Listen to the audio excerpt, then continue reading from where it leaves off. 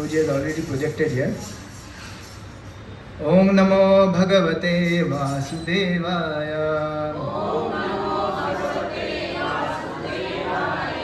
Namo Bhagavate Vasudevaya.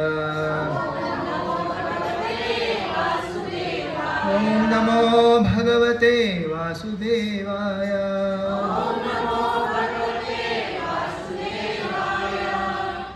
Saevayam maya tedya yogaha prokta puratanaha bhaktosi me sakha cheti rahasyam hi etaduttamam. Anybody would like to recite?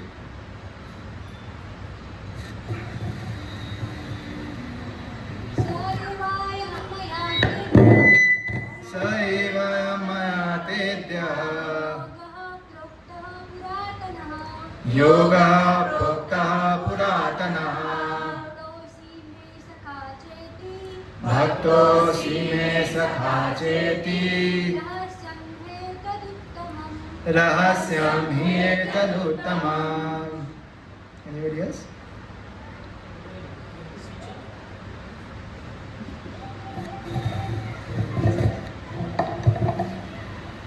Saevayam matam maya tetyam Saevayam maya tedya yoga prokta puratana Yoga Prokta Puratana bhaktosi me sakha cheti Bhaktosi me Sakha Cheti rahasyam dotaduttamam.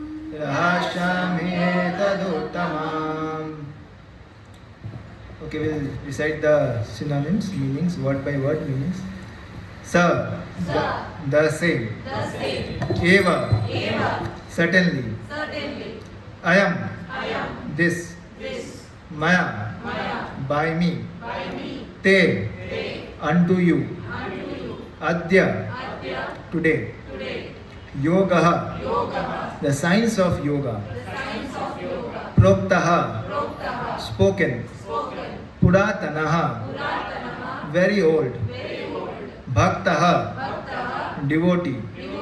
Asi, you are. Me, my. Sakha, friend. Cha, also. Iti, therefore. Rahasyam, mystery. He, certainly. Etat, this. Uttamam, transcendental. Translation and purport by His Divine Grace A.C. Bhaktivedanta Swami Srila Prabhupada. Srila Prabhupada ki Jai. Translation.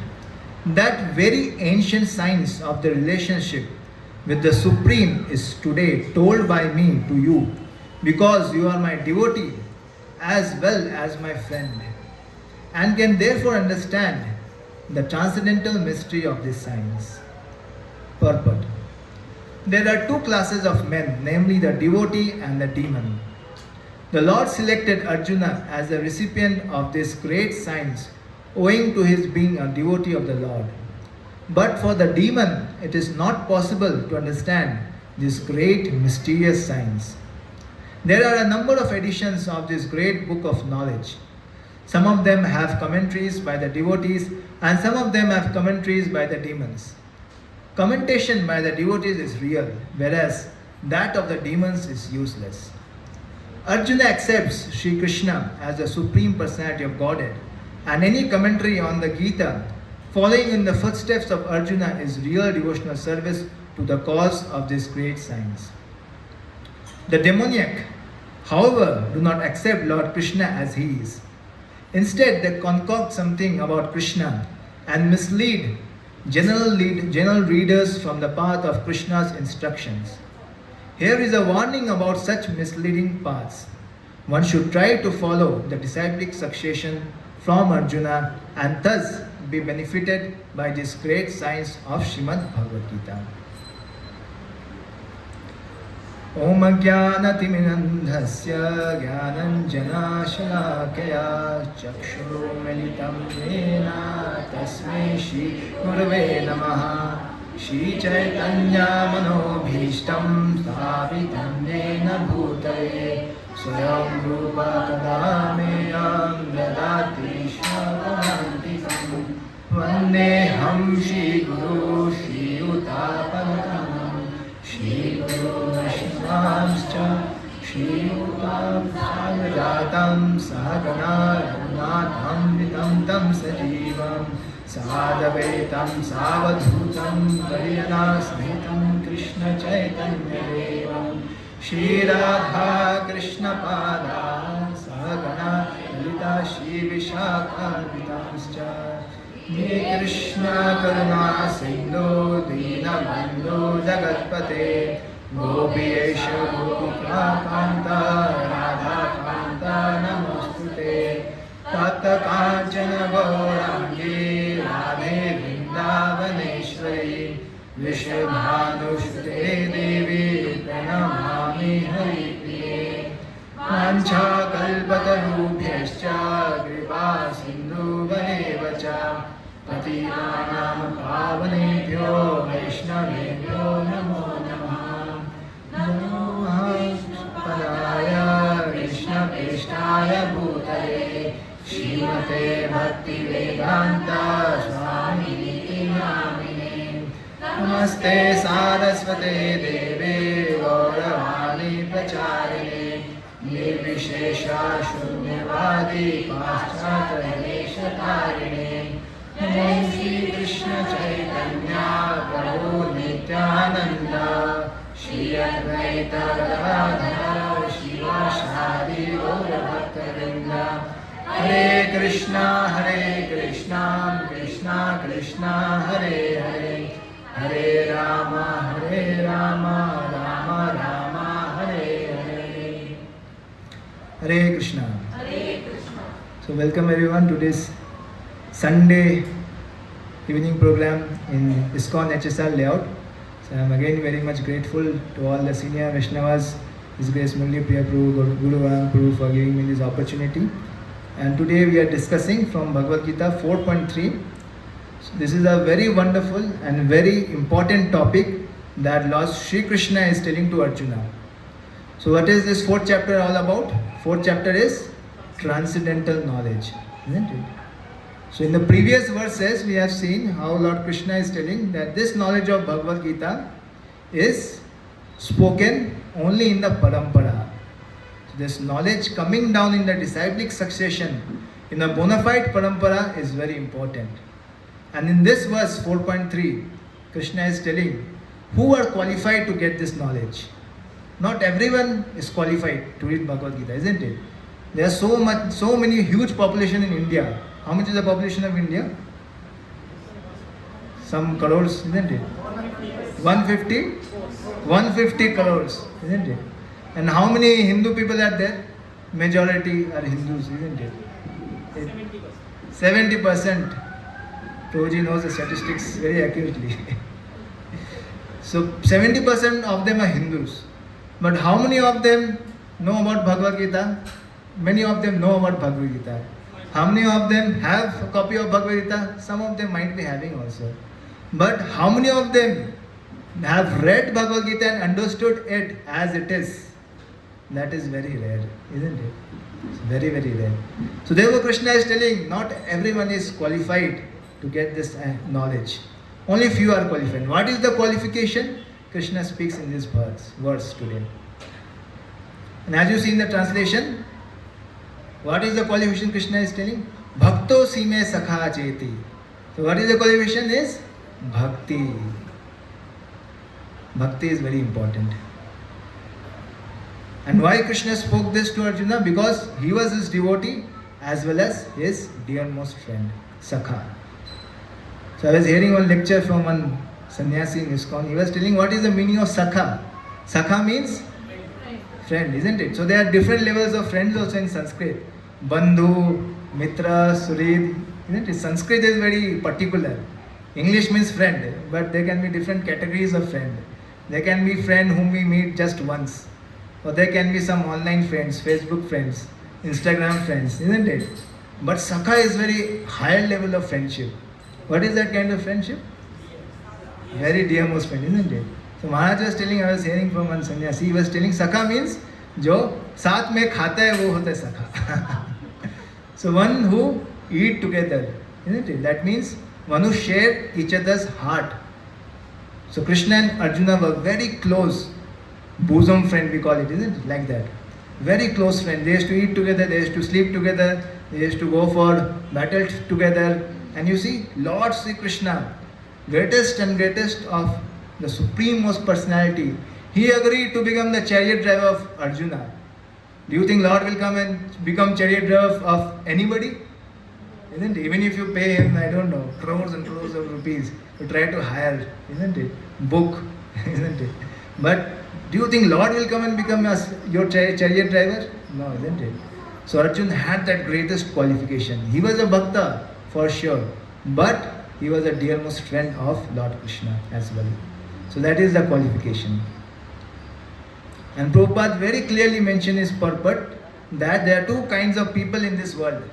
One is devotees, those who have faith in the Supreme Lord, those who worship the Supreme Lord, and the others are demoniac people, isn't it? There is no third category. Devotees and demons, isn't it? There is no something called that, okay, I don't believe in religion, I am a neutral personality. You see, nowadays if you fill some online forms, they will take some survey, they will give options. What is your religion? Hindu, Christian, Muslim, or neutral, like that. So Prabhupada is saying there is nobody neutral. Either you become a devotee or you are demoniac, as per Srila Prabhupada. And why Prabhupada will explain also very nicely. So Prabhupada tells that you see in the market there are so many editions of Bhagavad Gita, isn't it? How many of us before coming to ISKCON have come across some editions in Bhagavad Gita before? Like before we came to, obviously when we come to ISKCON, everywhere it is Bhagavad Gita as it is by Srila Prabhupada. But before coming to ISKCON, in the past, how many of us have come across some other editions of Bhagavad Gita? We have come across. We have seen Bhagavad Gita. Most of the time, I remember in my childhood, I used to see Bhagavad Gita wrapped in some red cloth, very sacred, very holy. I couldn't even see what was the cover. Never I could see. I could see only the red cloth. And something was there inside in Sanskrit, very complicated. English also I tried to read. It was way beyond my intellectual capacity, isn't it, in those days.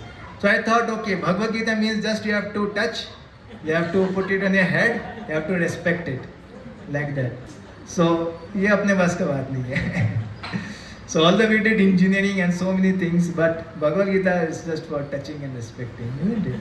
जो कहेंगे सच कहेंगे. You see in the quotes, they will put hands on Bhagavad Gita, but they will not open the cover anytime.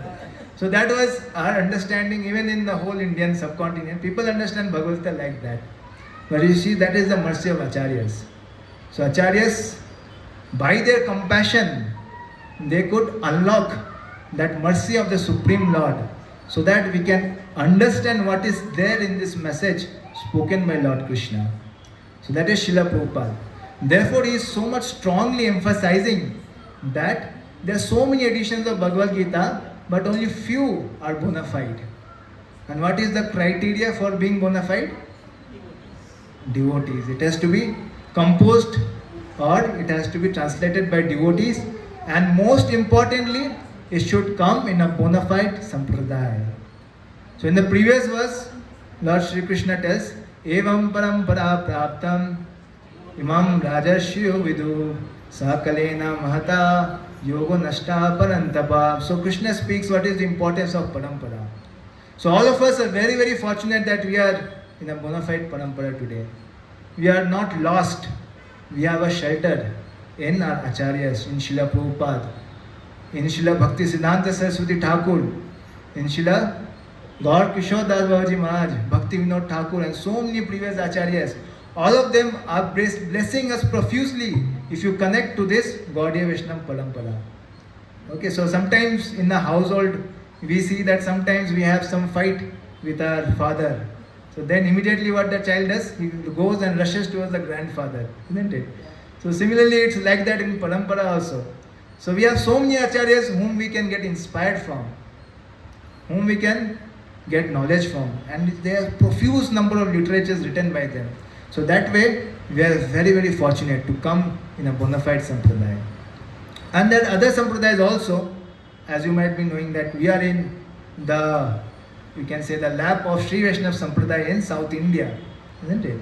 So in the Bhagavatam it is predicted those who take birth in the banks of Kaveri river, where through the holy land where Kaveri is flowing, they are very, very fortunate because they are in their holy tongues, always the names of Lord Vishnu is chanted. So in Bhagavatam, the mention of this holy land of South India, the Kshetra where Kaveri is flowing, it is mentioned. Because many, many years later, at least 1000 years ago, Sri Ramanujacharya spread profusely the glories of Vaishnavism in the form of Sri Vaishnava Sampradaya, isn't it? So we are like that in the lap of Sri Vaishnava Sampradaya. Every few kilometers we go, we will get some holy temple of Lord Vishnu, Venkateshwara, Balaji, Govinda. So that way we are very fortunate today sitting in Bangalore as well, isn't it? So this is also a holy Kshetra, although externally it doesn't look like. But Acharyas have preached here profusely. And there are also other sampradayas like Rudra Sampradaya and Madhva Sampradaya. You have heard of Udupi Mata, isn't it? So all these are bona fide sampradayas. So Prabhupada is telling that if we read the commentaries of Acharyas in any of these bona fide sampradayas, we are bound to get the right knowledge. And anything else, whatever is available in the market, it is not bona fide. So in Prabhupada, during his days, when there was no as such commentary available, so painstakingly Prabhupada had written this commentary on Bhagavad Gita and named this Bhagavad Gita as it is. So that is the reason Prabhupada gave the name as it is, Yatharu. Means whatever Lord Krishna wanted to convey, so the same emotions of Lord Krishna, the same, that Rahasyam, you see, Krishna mentions in this verse, Rahasyam etad uttamam, that this knowledge is not very easy to understand. It's not like some newspaper knowledge, isn't it? It's not some lok katha, it's not some gramya katha that just like we read newspaper, we read once Bhagavad Gita and we'll digest it. We'll understand everything what is happening in Mahabharata, what Krishna spoke, what Arjuna understood. No, it is not like that. This knowledge is rahasyam. This, it is a mystery. You see, in the translation also, Krishna is telling that therefore to understand this transcendental mystery of this science. So therefore this knowledge is not easy to understand. Rahasyam. And Prabhupada has decoded this rahasyam, this mystery in his Bhagavad Gita as it is. Therefore we should be very, very grateful to Srila Prabhupada. And how painstakingly, as some of you might be knowing about Srila Prabhupada's history also. So at the age of 70 he took that pain, that labor. Before he went to US, he was staying where, any of you know? Where he was staying, where he was residing? He was residing in Radha Damodar temple in Vrindavan. In very cheap, very humble settings. In a simple kutir, he was residing there. And every day he used to walk for kilometers, skipping his breakfast. Where? To some temple to give some katha. Where? He used to go to the printing press because he wanted to print this transcendental message. And that's how all this knowledge is coming down to us. Because somebody, some acharya took that labor of love, took that pain to skip breakfast, to skip night's rest. Prabhupada used to hardly sleep for 2-3 hours. What he used to do? He used to write in the midnight when there is everyone, the whole world is sleeping. At that time Prabhupada used to be awake and he used to translate all these transcendental literatures into his dictaphone. And that's how all these Bhaktivedanta purports now we are reading today, that's how it came to us. So that is the mercy of Acharyas that today we have access to this knowledge. This rahasyam, this mystery is decoded to us by the Acharyas.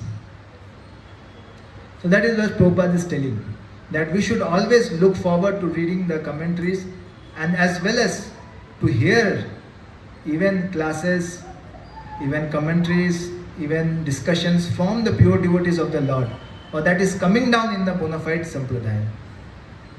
isn't it? Like that.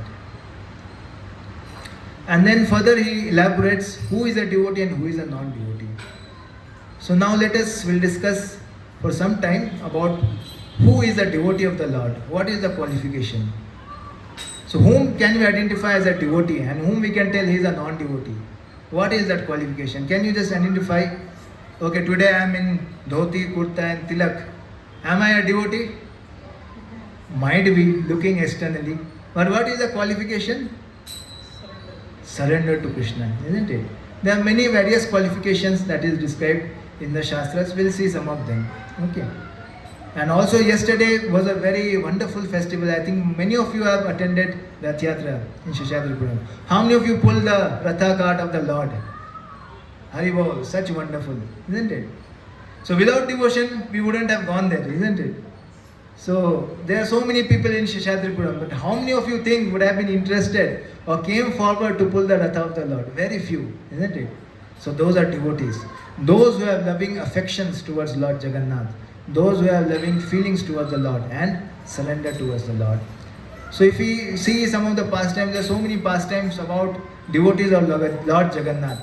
Since it was the time of Rath Yatra, so I thought I would share a few of the pastimes of the devotees of Lord Jagannath. So most of you have pulled the Ratha of the Lord. So you know what is the benediction that is mentioned in the scripture about pulling the Ratha of the Lord?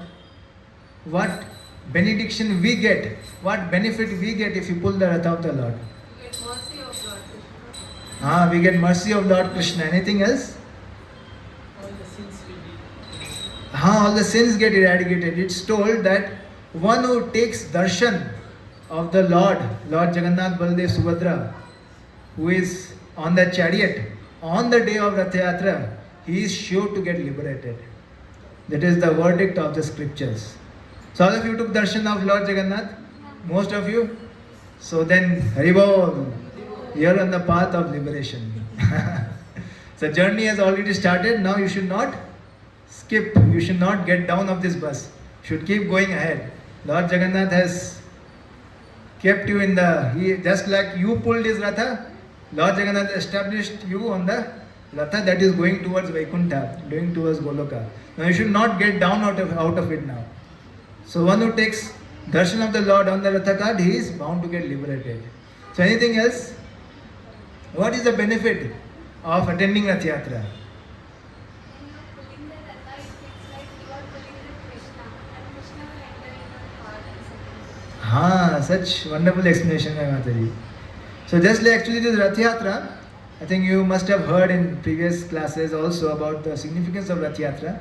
The Rath Yatra was first organized by whom, you know? The gopis of Lord Krishna, headed by Srimati Radharani. Where? Kurukshetra, on the day of solar eclipse. So that was a time when the Vrajavasis, they were meeting the Yadus. All of them had come together to take bath in the holy river of Yamuna on the day of the eclipse.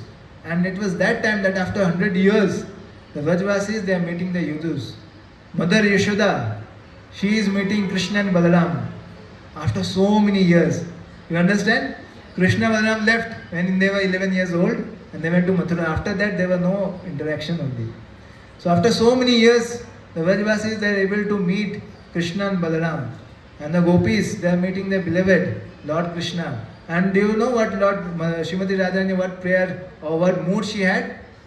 She was thinking, what this Krishna is doing, wearing these jewels, wearing this mukut, having one sword and bow, all these things. Where is my Krishna, who was beautifully dressed in pitambar dhoti, wearing this more punk and just decorated with beautiful Vajayanti mala. So she was very eager. She was thinking, who is this personality? I am not able to recognize him. Where is my Krishna of Vrindavan?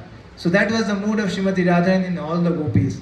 And what they thought, what they did, they made Krishna, Balaram and Subhadra Devi to sit on a chariot and they started pulling it from Kurukshetra towards Vrindavan. So that was the first Rath Yatra that was organized. And that's how Lord started this festival of Rath Yatra when he came as Jagannath, Baldev and Subhadra. So this festival signifies that we are inviting Lord from Dwarka. So Jagannath resides in Sri Mandir in Jagannath Puri. which is like Dwarka, full of opulence. How many of you have visited Puri? So many of you, isn't it? You have seen the opulence of Lord Jagannath? At least you have seen how many times bhoga is offered to the Lord? Unlimitedly, isn't it? We call Chappan Bhog. But Chappan Bhog is not like 56 times. It is 56 items that are offered to the Lord.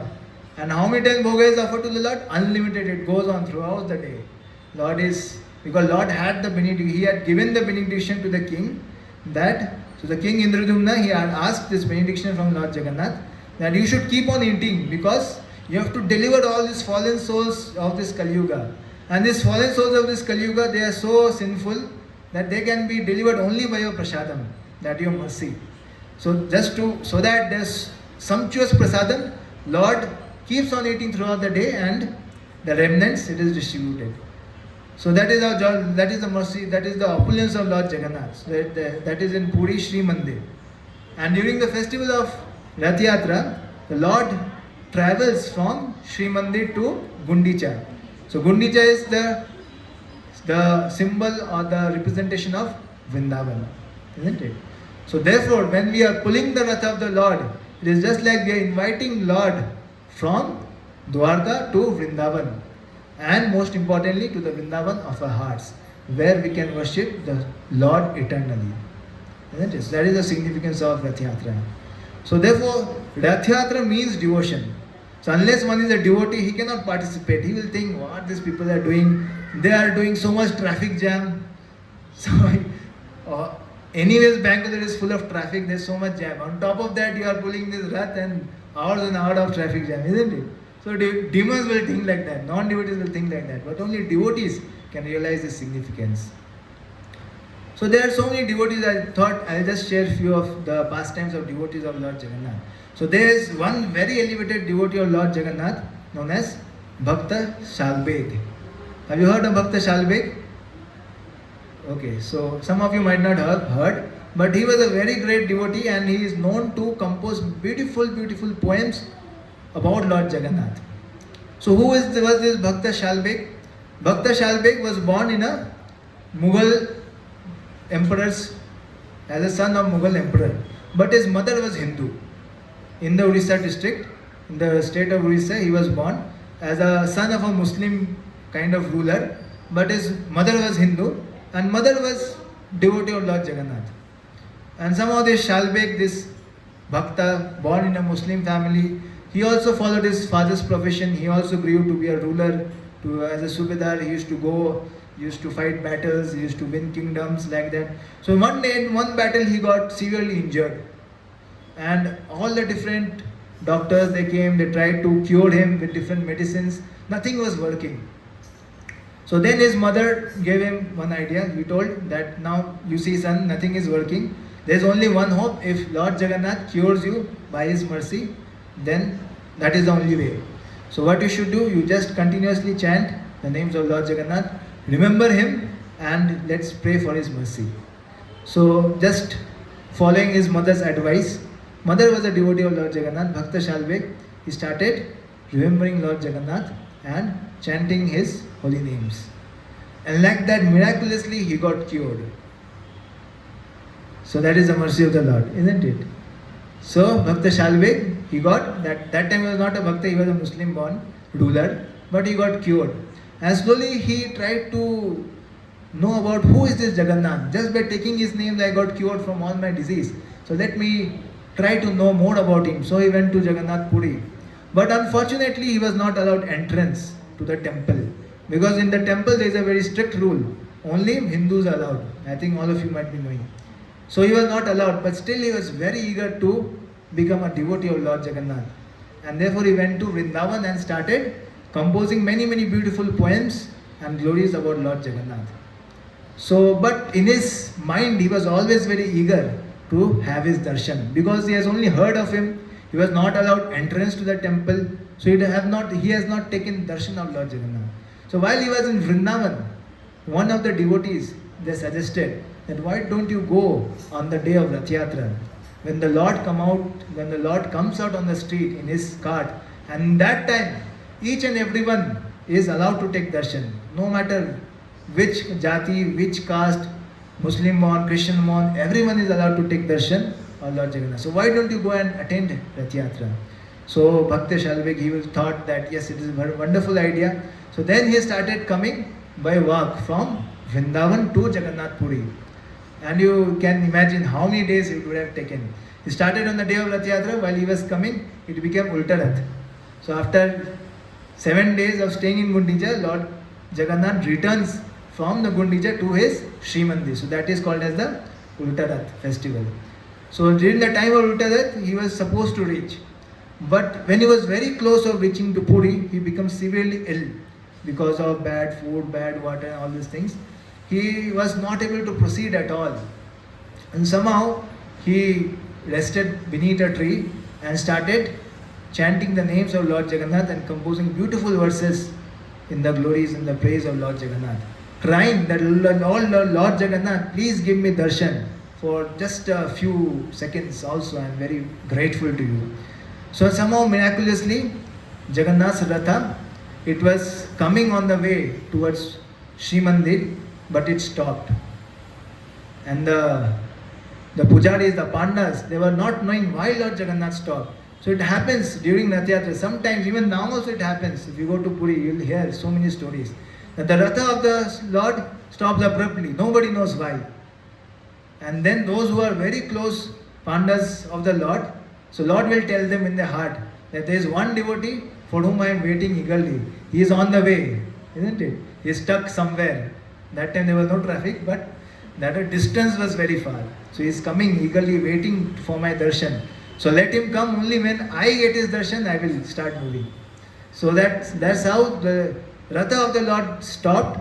And when Bhakta Shalgave, he became fully cured, he came and took the darshan of the Lord. And then Lord's Ratha again started moving. So that was Bhakta Shalvik's story. And so I think again, so in the future he composed many wonderful poems. You might have heard also some songs composed by Bhakta Shalvik. So he was a very great devotee of Lord Jagannath. And similarly there are so many other pastimes also. We'll keep on discussing, but we'll complete the topic also today.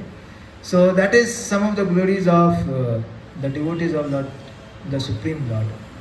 So in Bhagavad Gita, so this is the 4th chapter, but when we go ahead, so Lord Krishna is discussing here Karma Yoga, but when he goes to the middle 6th chapter, that is the Bhakti Yoga, and the final 6th chapter, it is Jnana Yoga, isn't it? And Lord Krishna concludes this entire Bhagavad Gita in the 18th chapter in the form of very important few verses, isn't it? So when in the 18th chapter we'll see one verse where Lord Sri Krishna tells that I have spoken everything to you, Arjuna, but to grasp this knowledge, what is required is bhakti. So we'll recite one verse. So can we project 18.55. So this is also a very beautiful verse that is spoken about bhakti, importance of bhakti, which is the qualification to know the Supreme Lord. Yeah. So we'll recite this verse. Bhaktya mam abhijanati yavanyastasmi tatvatah tato man tatvato gyatva Vishate tad anantaram. So we'll read the translation. Lord Sri Krishna is telling, one can understand me as I am, as the Supreme Personality of Godhead, only by devotional service. And when one is in full consciousness of me by such devotion, he can enter into the kingdom of God. So in this verse, Krishna is explicitly telling, only by devotional service one can understand me. Not by mental speculation, not by some scholarly knowledge.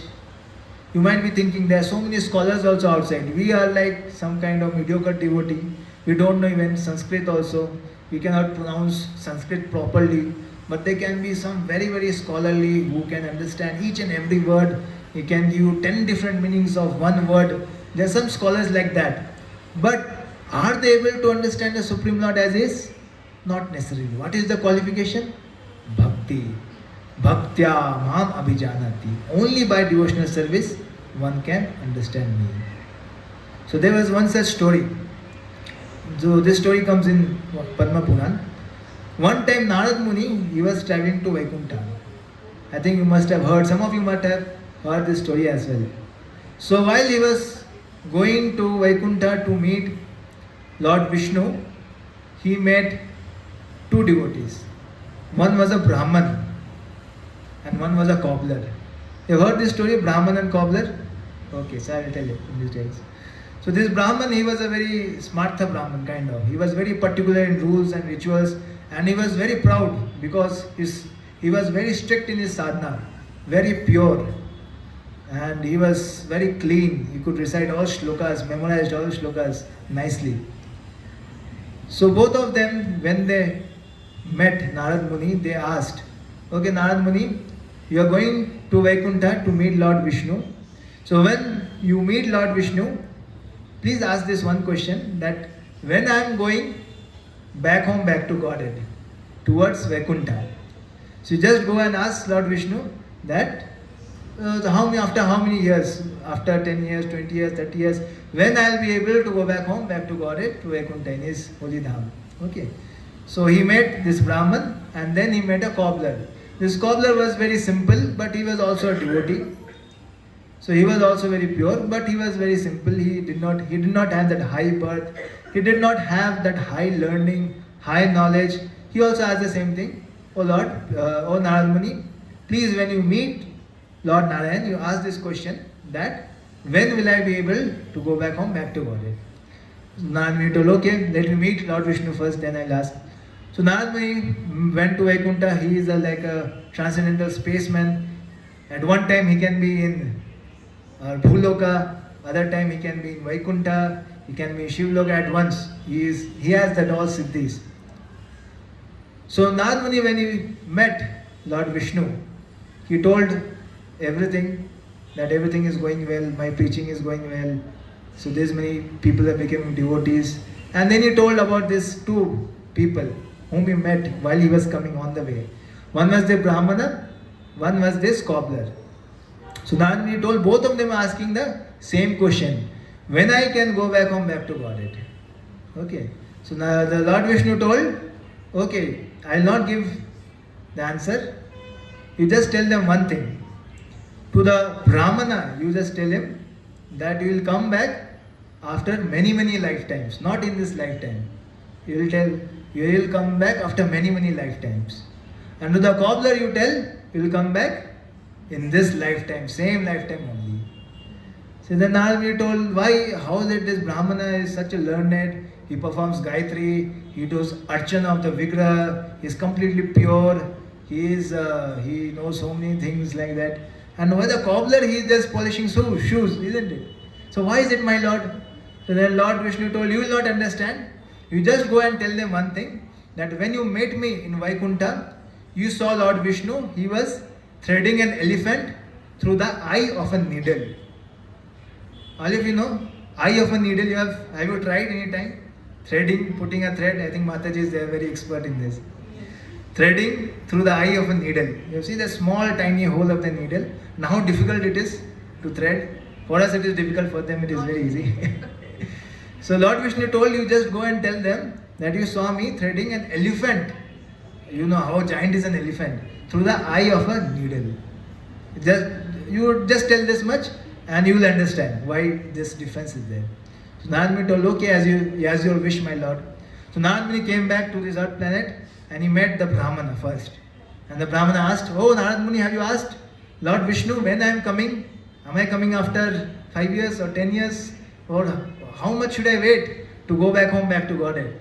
So Narad Muni told, you have to wait for hundreds of lifetime. At least not in this lifetime, but hundreds, might be thousands also. So that is what Lord Vishnu told. Then the Brahmana became angry. How is it possible? I am a first class Brahmana. You definitely might have not met Lord Vishnu, you are just making up something. You are just cheating on me. Then Narad Muni told, wait. Lord Vishnu has this message for you. What is that message? So when I met Lord Vishnu, I saw him threading an elephant through the eye of a needle. And the Brahmana started laughing. Ha ha ha ha. How is it possible? How can you thread an elephant through the eye of a needle? It is not possible. And he kept laughing and he told, definitely you are cheating on me. Definitely you have not met Narayan, and he didn't trust in a single word of Narad Muni. So Narad Muni understood. This person, he might be a very pure Sattvic Brahmana, but he doesn't have faith.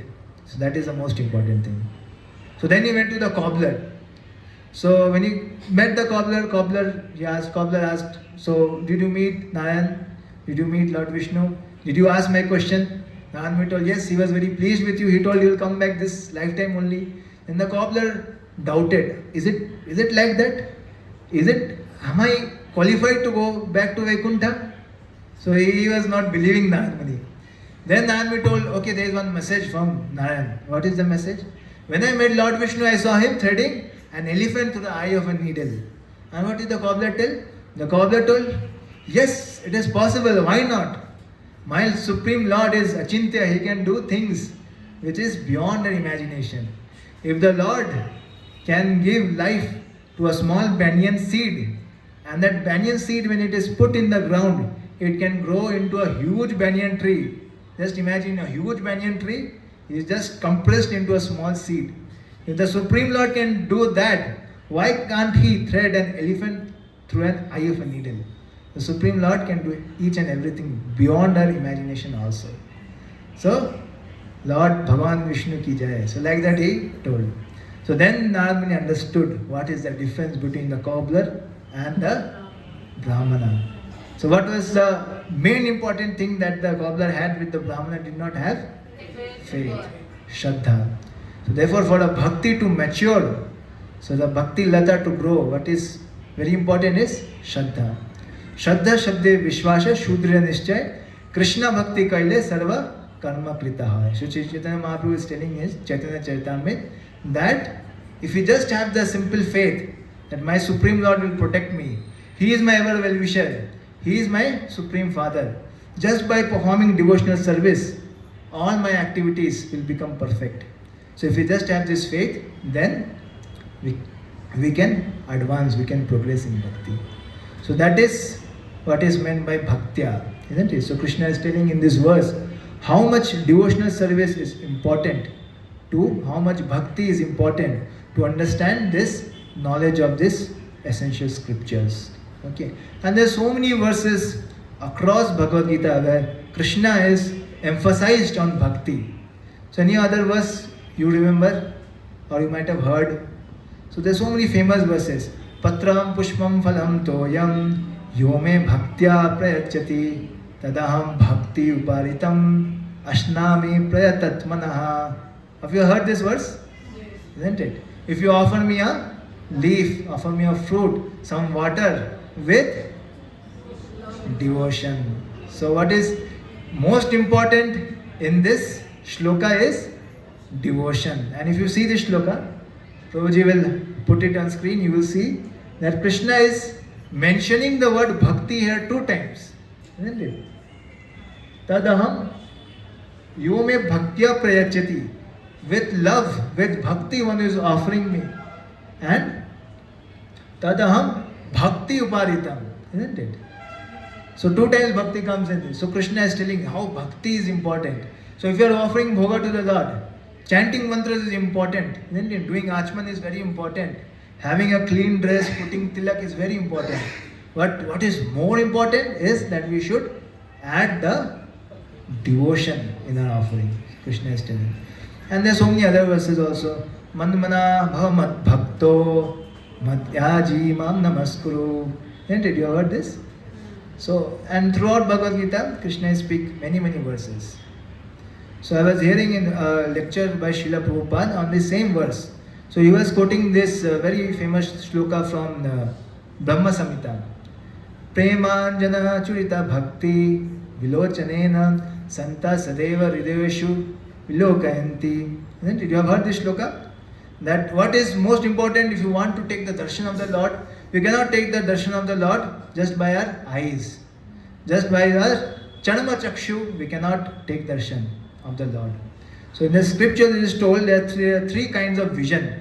One is the through our material eyes. This is material vision, isn't it? Through our material vision, what we see? Okay, we have this body. We are somebody is male, somebody is female, isn't it? So that is only materially skin deep, isn't it? We cannot go beyond that. So second level is through Shastra Chakshu. When we read the scriptures, then we understand. Okay, there is something beyond the body also. It is not just some kidney, liver, heart. Inside the region of heart, the soul resides. We cannot see it, but through the vision of the Shastras, we can understand. That is Shastra Chakshu. And even higher than that, what is there? That is Premanjana Churita Bhakti. Then the Premanjana Chakshu. That is when your eyes are anointed with the salve of devotion. So that is mentioned in Brahma Samhita, in this beautiful shloka. So Prabhupada, in that lecture, I was hearing on the same shloka, Prabhupada was telling that to have Premanjana Churita Bhakti, to have that ointment of devotion in our heart, in our eyes, what is important is Santa Sadeva Hridayeshu Viloka. Santa. So he was highlighting on the word Santa. Santa means devotees. Devotion means sadhu. So to have devotion, to have that vision of the Supreme Lord, the Lord is like Vasudevam Sarvamiti, He is present everywhere, in our heart also as Paramatma, in the deities also as Acha Vigraha, and He is present in each and every atom of this whole universe. To have that vision, first of all we should get purified. So that is what Prabhupada was highlighting in that same lecture on the same verse, that what is more important is to get purified. Purified in the sense to get rid of sinful habits. So therefore, to get devotion, we should have. So now we understood what is the qualification to read Bhagavad Gita. Qualification is bhakti. But to advance in Krishna consciousness, to advance in bhakti also, what is required is to become pure. To become pure in our habits. To be in the right satsang. Isn't it? So therefore in 7th chapter Krishna says, Yashanta antagatam papam jananam punya karmanam te dvanda moha nirmuktam bhajante mam dhrirvata. So I think we'll read that translation, 7.28 Prabhu.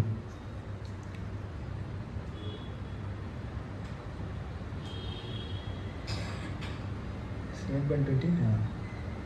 So we'll read the translation. Krishna has told that persons who have acted piously in previous lives and in this life whose sinful actions are completely eradicated are freed from the dualities of delusion and they engage themselves in my service with determination. So if you want to engage in the service of the Lord, if you want to practice Krishna consciousness with determination, not just some show bottle, not just some, okay, we put tilak, we put the dress of devotee, will not become a devotee. What is important? You should be free from sinful actions in your life. So that is what Krishna is stressing in 7th chapter. So we'll go through these verses when Prabhuji will cover all this chapter of Bhakti Yoga. But it is connected very much to our topic today. So therefore I thought we can discuss this. That along with Bhakti, what Prabhupada is highlighting, we have to become Santa. We have to become pure. And pure means to get rid of sinful habits, to get rid of sinful actions. Therefore, to get rid of sinful actions, we should cultivate right satsang. We should practice to come in the right association. Chant every day. If possible, wake up early in the morning and try to follow the 4 regulative principles. So Prabhupada has guaranteed if just one can follow these simple principles of chanting Hare Krishna Mahamantra, try to follow the 4 regulative principles, and then our life will be perfected. So therefore Prabhupada is stressing that, even Lord Krishna is also telling in this verse, we should try to become pure in our mind, pure in our speech, pure in our actions. So then only we will be qualified to practice devotional service, to advance in Krishna consciousness. So that is the process of Krishna consciousness. That is the process of advancing in bhakti. And throughout different places in Bhagavad Gita, Krishna mentions what are the qualities of my devotee. So now we understood, now we just saw who are these devotees, those who are pure, isn't it? And what are their qualities? Krishna speaks across several chapters in Bhagavad Gita. So one of this shloka, so you would like to show? So you can, that shloka, Adveshta Sarva Bhutanam, I'll tell you the number. It is 12.13. So we can just see the translations of these beautiful shlokas. So what are the qualities of my devotees? Krishna is telling that who are my devotees? So there is a very beautiful shloka. So let's recite this shloka as well. This is also very, very beautiful from Bhagavad Gita. Advaishta sarva bhutanam maitra karuna evacha nirmamo nirahankara sama dukha shukha shami santushta satatam yogi yatatma drya nischaya मयि अर्पिता मनो बुद्धि यो मत् भक्ता समे प्रियः. So read the translation. So who is my devotee? Krishna is telling here. One who is not envious but is a kind friend to all living entities, who does not think himself a proprietor and is free from false ego, who is equal in both happiness and distress, who is tolerant, always satisfied, self-controlled, and engaged in devotional service with determination, his mind and intelligence fixed on me. Such a devotee of mine is very dear to me. So Krishna is telling that these are the qualities Lord Krishna is looking in each and every one of us.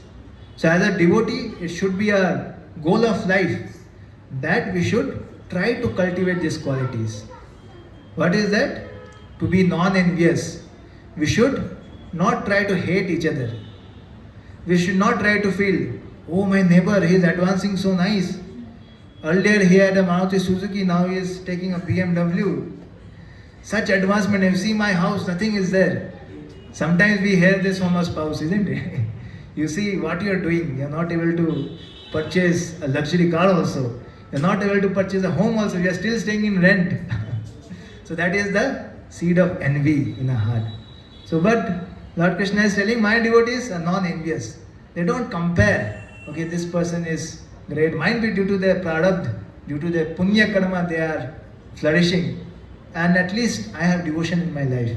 So that's how we can be satisfied. So non-envious friend to all living entities, who does not think himself to be proprietor and is free from all false ego. So it is actually a very high expectation. It's not very easy, isn't it? How many of you think it is very easy? We are friend to everyone. Even if somebody comes and try to hurt me, isn't it? Many of us are working in some offices, company. There's so much, you have seen there's so much ego clash, conflict resolution, conflicts, people trying to pull each other's legs, pull him down somehow, office politics, isn't it? So in this world, especially in Kali Yuga, it's very, very difficult. Krishna is telling, unless you cultivate these qualities, unless you try to forgive others, you try to be friend to all others, you cultivate devotion in your hearts and try to free from ego, and most importantly be equal in both happiness and distress. It's not like that when Lord Shri Krishna gives me blessings, gives me prosperity in my life, I'll be a happy devotee. But when he gives troubles in my life, what I should do? I'll stop coming for program. Lord Krishna is giving me trouble. Lord Krishna is giving me suffering. So this is a part of Lord's plan to make us purified. So we should accept it like that. Whenever sufferings come in our life, whenever distress come in the life of our devotees, what they think? They don't complain, oh Lord, I have chanted so many rounds, so many years. I have attended Rath Yatra festival, I pulled your Ratha card also. You told my sins will vanish, but still you are giving me suffering. How is it? So devotees don't complain like that. Devotees tell, whatever is coming in my life, whatever bad is happening in my life, it is due to my own past karma. It is due to my own bad deeds only. And whatever is good that is happening in my life, it is due to your blessings only. So that is the mood of devotee. So that is not easy to cultivate, but those who can cultivate that, What is Lord Krishna is telling? Such a devotee is very dear to me, isn't it? So if you want to dear to Lord, become very dear, very close, like Arjuna, Lord Krishna is saying Sakha, Sakheti Matva Prashant, like that. If you want to be very dear to Lord, you have to cultivate these qualities. Who is tolerant, who is always satisfied, self-controlled, isn't it? So these are the qualities of becoming a devotee of the Lord. And those who are non-devotees, those who are demons, so I'll just read the translation. No need to show, I'll just read it. That is important. Okay. So yeah, we can relate to it better, I think. We all are. So 16.1, I think. You can show. So the qualities of non-devotees. 16.1. It's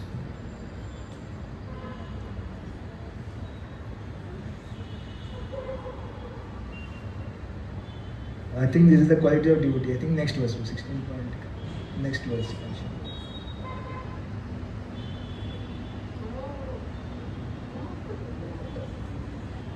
16.4 it will.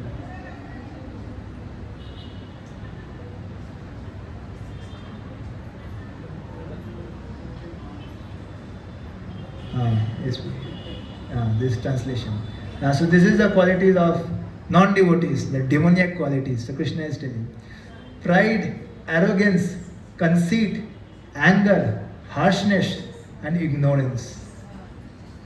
So we can relate to it. Most of the things, I think it is all of these are present in me, I can guarantee. Pride, yes, we become proud. Some devotees come and tell, "Oh Prabhu, you sing so nicely." Immediately pride comes in our heart. And sometimes somebody tells that, "Prabhu, what today couldn't sing only." Sometimes we feel angry, isn't it? How this devotee doesn't know how a great singer I am, isn't it? So that is pride. Then arrogance, conceit. Conceit means to try to hide some things. We don't show to others, isn't it? We try to conceal our real nature, isn't it? Anger, harshness, ignorance. So these are the qualities belong to whom? Demoniac natures, isn't it? O son of Pritha, so like that. So yeah, more or less most of us fall in this demoniac category only. But since we are in the process of getting purified, Prabhupada has told, just like a person is taking a shower, he comes from a muddy field, all his body is stained with mud, dirt. Okay, but when he stands in the shower, definitely after a period of time, he will get cleansed, he will get purified. So in this Vaishnav Sangha, in this devotee association, there can be devotees in different levels. Somebody is just starting, he is a Kanishta, he is advancing, he can be a Madhyama. So there can be like misunderstandings amongst devotees also. But we should understand that since we are in the right path, we are in the right process, that ultimately one day we will become purified. And we will be able to understand this transcendental knowledge that Krishna is speaking in Bhagavad Gita. So for that, the formula is that we should come in the right association, we should come regularly to satsang, we should chant every day, and we should honor prasadam and engage in the service of the Lord. I think all of you know this ABCD formula, isn't it? So that is the process. So that's why Krishna is telling that Krishna doesn't reveal himself to everyone. Naham prakasya sarvasya yoga maya samavita.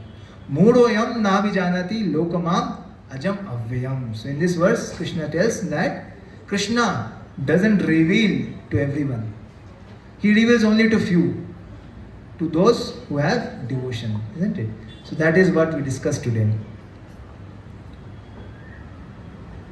I think 7.25, yeah. So therefore, it is very important. So if you want to really understand the Supreme Lord, you might be going and taking darshan of the Lord, but still, unless we have devotion, the Lord will not reveal in front of us. We'll just see Lord as statue only. Even we are pulling the rath, we might be thinking, oh, there's so rush, there's so crowd, I cannot pull, nobody is giving chance me to pull, isn't it? If you don't have the right attitude.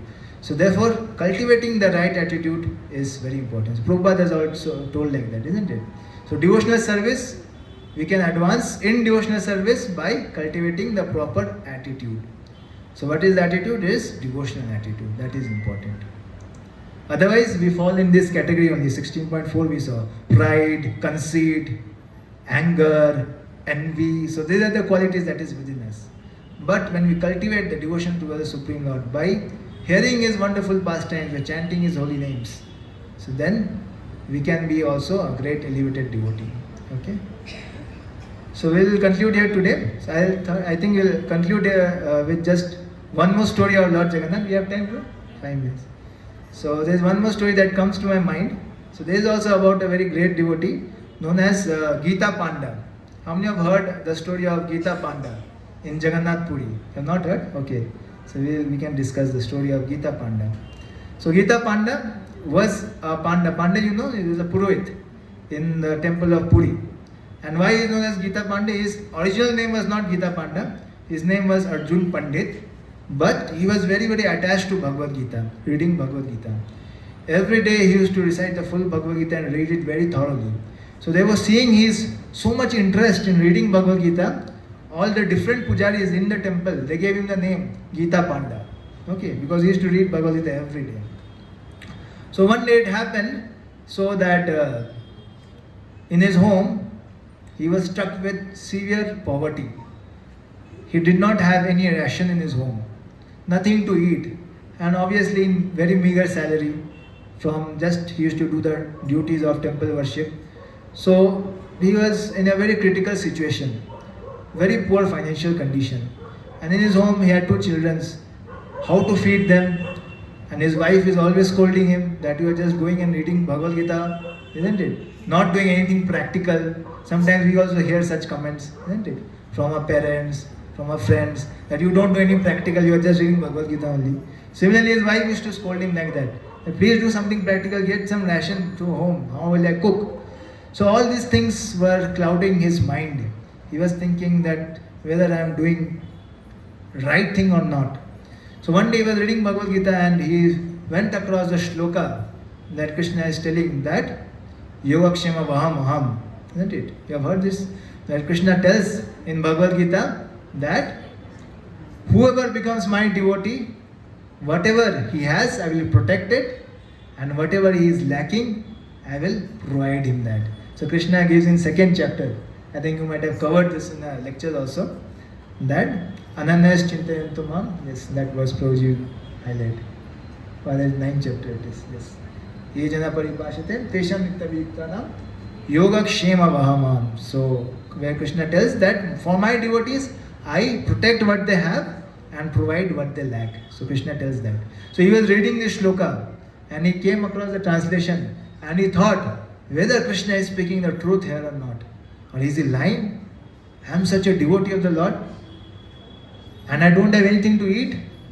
I don't have anything to feed my children. I am in such a poor financial state. And Krishna is telling that he will provide me what I want. Krishna is not giving me anything, not even a single penny. So he had a doubt. Isn't it? Just like we saw that for doing bhakti we need faith. But it is the time sometimes Krishna tests our faith as well. So this was the time his faith was getting tested. So he read this shloka and he thought that how is it possible? This shloka might not be true. Might be other 699 shlokas in Bhagavad Gita might be true. But this shloka might be printing problem or some printing mistake is there. So what he did, he took his pen, he scratched the shloka 3 times. And thought there's some problem, this is not correct. And then he went on with his duties for the day. So that day what happened in his house, again as usual, his wife was trying to cook but nothing was there in home. So his wife was thinking, what should I do now? So that moment only, in their house, somebody knocked on the door. Like that. And his wife went to the door and he saw that there were 2 beautiful, handsome looking kids. One was dark in complexion and one was fair in complexion. And wife asked, who are you? So they told, we are the messengers from the king. And so the king is very pleased by the service of your husband. So he does puja very nicely. He does all his services very properly. So the king thought, today I will reward him with lot of vegetables, lot of groceries. And what they had brought along with them, a cart full of vegetables, groceries and so many things. Exactly all those things, whatever was required in their household. So this wife was completely shocked, how can this be possible? that whatever I was looking for, I had nothing to cook. Somehow I got everything. All the ration is here today. So then the wife was very happy. She told, okay, you have brought such wonderful gifts for me. Please wait for some time. I will cook a wonderful feast for you and you can have prasad and then you can leave. And so then these kids, they told that no, we cannot eat. Wife insisted. Still they told no, we cannot eat. And wife asked, why you cannot eat? Then they showed their tongue. When they showed their tongue, she saw that it was cut marks were there in that. So wife was shocked. They told no, actually our tongue is cut, so we cannot eat now. So then they left. So in the evening when Gita Panda came back to his house, the wife narrated the entire story, and she told that these two children had come, and one was fair in complexion, one was dark in complexion, and when I offered them to honor the feast prasadam, they told their tongues are cut, they cannot, such ghastly thing, isn't it? Horrific thing. But the Gita Panda, when he was hearing this, in his mind something else was going on. He understood what exactly has happened. Who were these two children who had come to his door with all the grocery, with all the ration, isn't it? Who were they? They were none other than Jagannath and Baldeva, Krishna and Balaram. So he understood. And how their tongue had got cut? Because he had crossed the shloka 3 times. So exactly there were 3 cuts.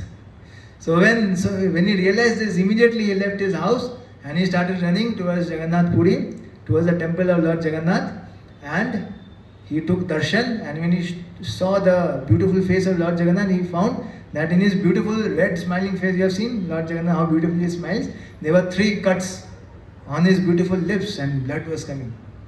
And when he saw, he fainted completely there. So then he realized what mistake he has done. Lord was trying to test his faith, and somehow his faith was not very strong, and Lord reciprocated with him as well, isn't it? So because he was his dear devotee. So somehow Lord tests us and then he shows us the correct path as well. So he corrects us also. So that was the story of Gita Panda. So what is the lesson from her? That you should have faith on the Lord and Lord will take care of our life. But there is a condition also that Krishna speaks in the starting of this. What is the condition? Terms and condition applied.